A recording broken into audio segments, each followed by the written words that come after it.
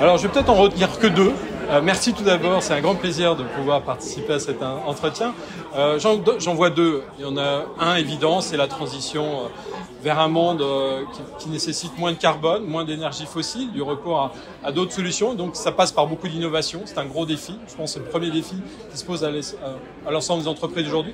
Et le deuxième, c'est bien sûr, on parle beaucoup d'intelligence artificielle, mais ça vient bouleverser forcément les lignes, la place de l'homme, ça pose beaucoup de questions éthiques au sein de l'entreprise et comment ces nouvelles technologies peuvent servir du bien et être une opportunité plus qu'un risque pour soit nos sociétés, soit nos entreprises. Voilà, donc je pense que c'est les deux défis, moi je retiendrai pour le XXIe siècle, à date, sur les quelques années qui nous attendent. Voilà.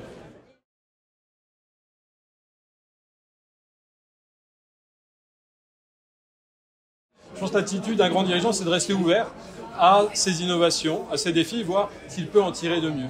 Bien sûr, il faut toujours exercer son regard critique, dont son côté rationnel, cartésien. On est très fort en France. Je suis un peu fort là-dedans aussi. Mais il faut savoir oublier ça pour accueillir ces opportunités. Je pense qu'il y a bien sûr beaucoup de questions, il y a beaucoup de peurs, d'angoisses qui peuvent être derrière ces innovations, ces défis.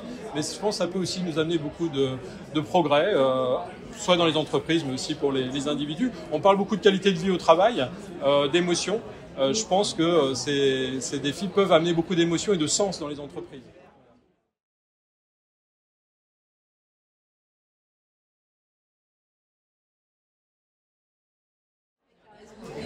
Écoutez, en fait, moi j'ai œuvré pendant presque une vingtaine d'années dans des mondes de services.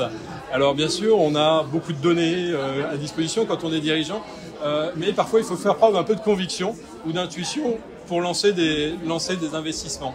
L'un des sujets majeurs, moi je pense, c'était dans les années 2010-2008. On était au tout début des sujets. Oui, il y avait Al Gore qui parlait du risque, du péril climatique, etc.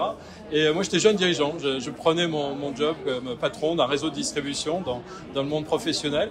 Et j'ai eu l'intuition de dire, finalement, je vais changer complètement mon catalogue et je vais mettre que des produits qui sont à haute efficacité énergétique. Tout le monde me disait, mais tu es fou, qu'est-ce que tu es en train de faire? Tu mets des fleurs dans un catalogue. Je vendais des produits pour la construction.